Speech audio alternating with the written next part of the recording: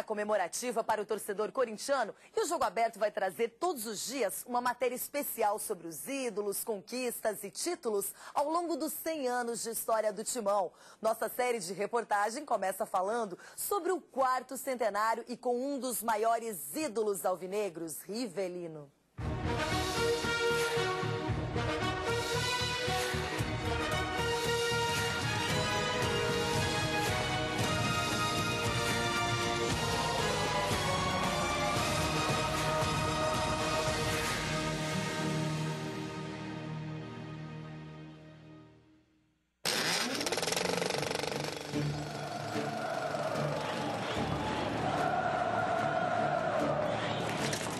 O Corinthians, ele representa tudo na minha vida, né? Representa não só pra mim, pra minha família.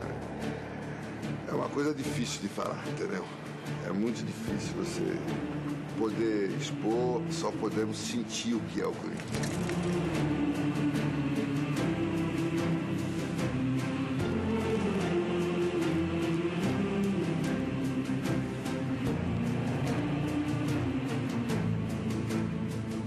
Para mim o Corinthians é tudo. Para mim o Corinthians foi a coisa principal da minha vida, porque Deus me deu o dom de jogar bola. E o Corinthians me abriu as portas, me recebeu como filho, praticamente foi a minha segunda casa.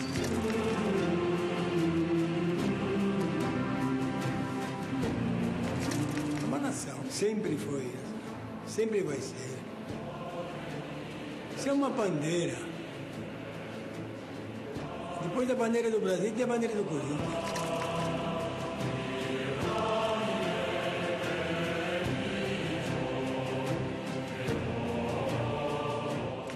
Esquina das ruas Cônigo Martins e José Paulino, bairro do Bom Retiro, zona central de São Paulo.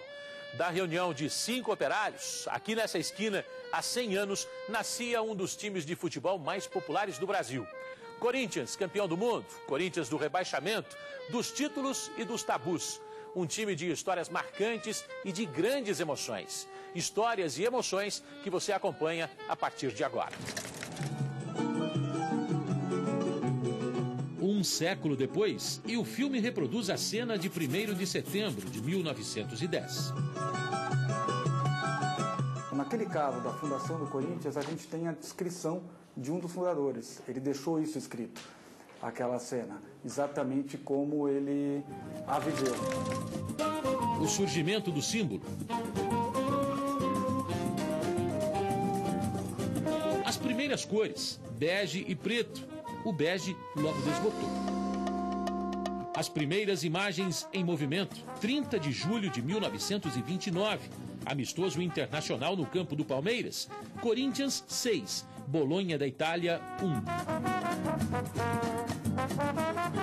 E as primeiras conquistas, na década de 50, o Corinthians tinha um time invejável, ganhou 3 títulos do torneio Rio-São Paulo, 2 estaduais, e tinha craques inesquecíveis, como Luizinho, Baltazar e muitos outros.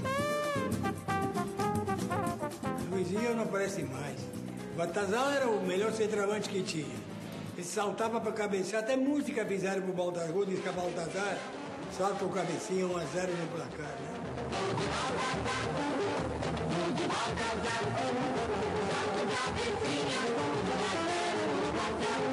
Tinha o Gilmar, o Cláudio, o Romero, o Idário. O Idário é uma tradição, uma bandeira, o Alain.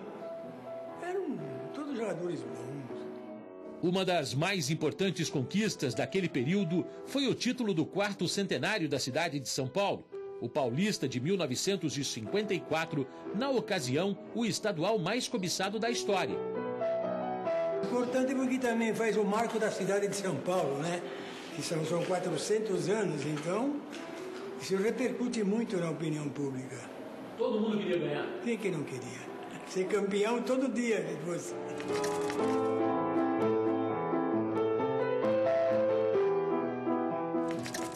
A partir de 1954, o Corinthians amargou a enorme fila.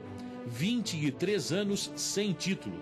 Um período de cobranças e apoio, não necessariamente na mesma ordem. E realmente era uma pressão. Isso aí faz parte, até hoje, né? O Corinthians porque é Corinthians, Flamengo, time de massa, né? O Corinthians ainda era maior, ainda por causa do título, era o paulista. A preocupação, a busca era o paulista. Pelé! Para dificultar as coisas, os adversários eram suficientemente fortes, a ponto de aumentar a angústia. Todos os times que na época, principalmente disputando que era a força que era, sempre foi melhor que o Corinthians era inferior. O Corinthians ficou 11 anos sem vencer o Santos de Pelé. Em 6 de março de 1968, quebrou essa escrita, 2-0.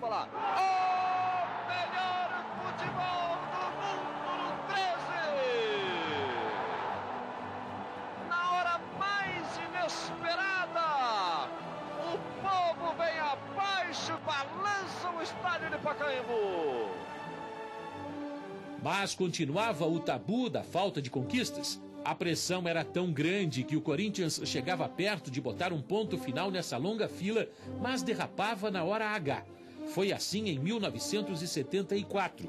A final do Campeonato Paulista contra o Palmeiras foi o final de uma trajetória. Foi o fim para Roberto Rivelino, um dos maiores atletas da história do clube. Não caiu em cima de ninguém, só caiu em cima do Rivelino. A porrada veio tudo em cima do Rivelino. O Rivelino foi culpado porque o Corinthians perdeu. Não sei qual o motivo, porque eu nunca falei que eu ganhava o jogo quando jogava o Corinthians sozinho. Imagine Roberto Rivelino, formado aqui, titular da seleção de 70, representante dessa nação alvinegra, mandado embora. Era um incômodo pelo enorme tabu. Não foi a imprensa, na época.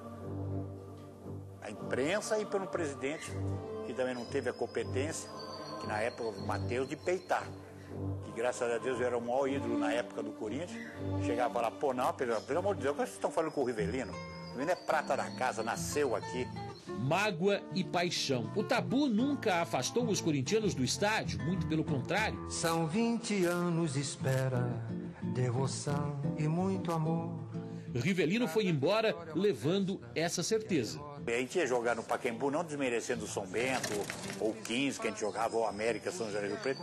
Era 30, 40 mil pessoas, pô, no jogo, porque cada jogo era um jogo para um título, né? Amanhã você vai ver o fim de uma espera de mais de 2 décadas.